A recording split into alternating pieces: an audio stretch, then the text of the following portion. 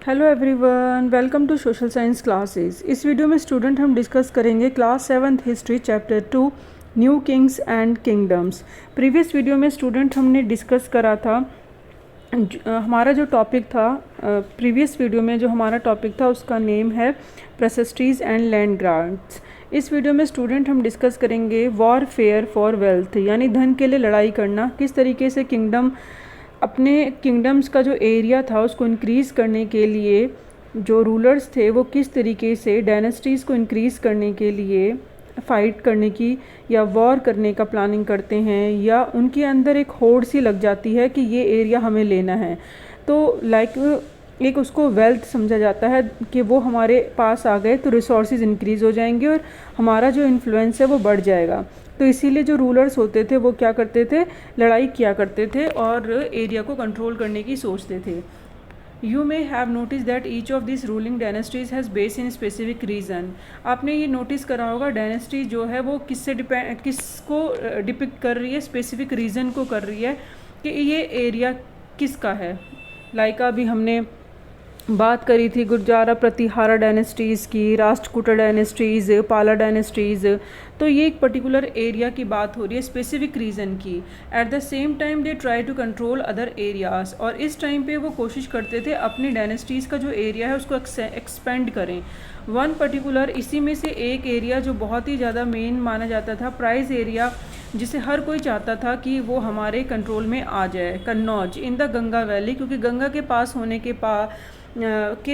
होने की वजह से इसका जो सॉइल था वो बहुत फर्टाइल था, और फर्टाइल होने की वजह से वो एग्रीकल्चर के पर्सपेक्टिव से या अदर पर्सपेक्टिव से बहुत ही ज़्यादा इम्पॉर्टेंट था। इसीलिए हर कोई राजा इसको अपनी डायनेस्टीज़ में क्या करना चाहता था, इंक्लूड करना चाहता था। तो rulers belonging to the Gurjara Pratihara, Rashtrakuta and Pala dynasties fought for control over Kannauj.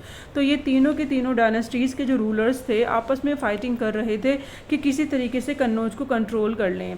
Because there were three parties in this long drawn conflicts, historians often describe it as the tripartite struggle.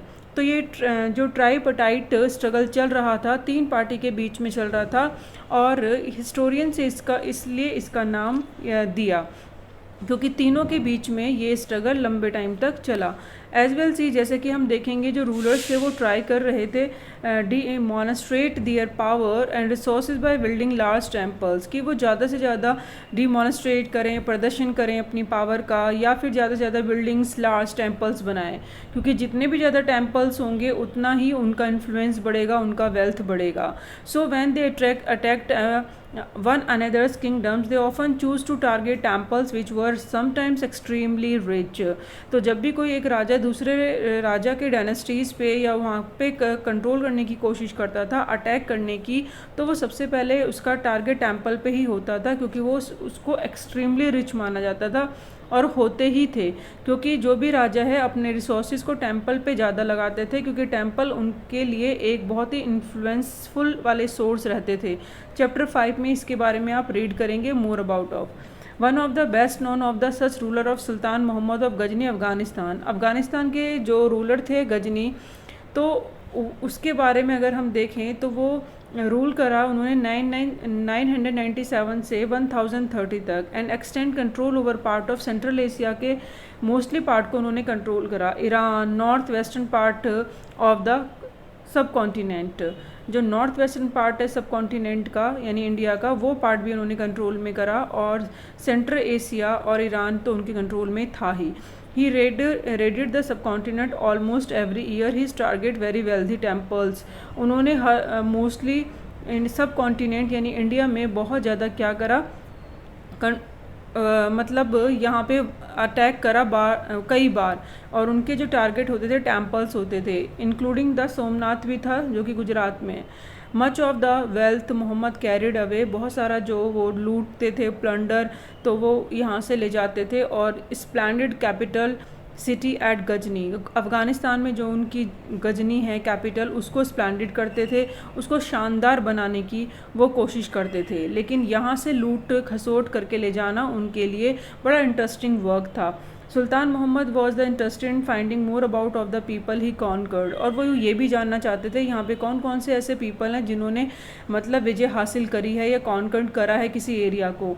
And trusted a scholar name, उन्होंने एक जो scholar थे, विद्वान थे, अल Bruny को ये लिखने के लिए बोला कि सब कॉन्टिनेंट के बारे में आप इंफॉर्मेशन कलेक्ट करो और मुझे बताओ कि वहाँ पे क्या क्या कॉन्कर्ड रहे हैं, किसके द्वारा रहे हैं और कौन सा पार्ट किस पीपल ने कॉन्कर्ड करा है। The Arabic work none, Arabic में इस वर्क को किताब उल हिंद के नाम से जाना जाता है। Remains and part sources for historians, और ये एक इम्पॉर्टेंट सोर्स रहा है हिस्टोरियंस के लिए जिससे कि इंफॉर्मेशन कलेक्ट कर सकते हैं। Consulted Sanskrit scholar to prepare this account, Al Biruni ने जब ये राइट करा था तो उन्होंने संस्कृत के विद्वानों से भी कंसल्ट करा, इसके बारे में इंफॉर्मेशन कलेक्ट करी। एंड ऐसे ही एक वॉरफेयर को में जो इंक्लूड थे, एक राजा चहमान से रिलेटेड थे। चहमान मतलब बाद में उनको चौहान कह के बुलाया जाने लगा।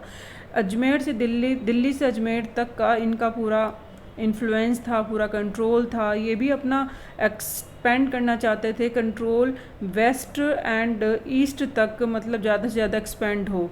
And opposed by the Chalukyas of Gujarat and Gahadavala of western Uttar Pradesh. उनके अपोजिशन के बाद भी ये आगे कंट्रोल करने की कोशिश कर रहे थे, क्योंकि जब ये कंट्रोल कर रहे थे ईस्ट से वेस्ट में तो इनको सामना करना पड़ा गुजरात में भी चालुक्य का और गढ़वाल्स का वेस्टर्न उत्तर प्रदेश में सामना करना पड़ा। वेस्ट जो चहमान रूलर रहे हैं, पृथ्वीराज थर्ड रहे हैं 68 से 1192 तक, और इनको किसने हराया था? अफ़गान के जो रूलर थे सुल्तान मोहम्मद गौरी, उन्होंने 1191 में इनको हराया था। जयचंद जो थे वो उन्होंने क्या करा था, पृथ्वीराज चौहान को धोखा दिया था, जिसकी वजह से पृथ्वीराज चौहान हार जाते हैं। उसके बाद से ही मुस्लिम रूलर जो हैं यहाँ पे क्या करते हैं, अपना एस्टैब्लिशमेंट करते हैं, डायनेस्टीज़ पे कंट्रोल करते हैं और उनका रूल स्टार्ट हो जाता है।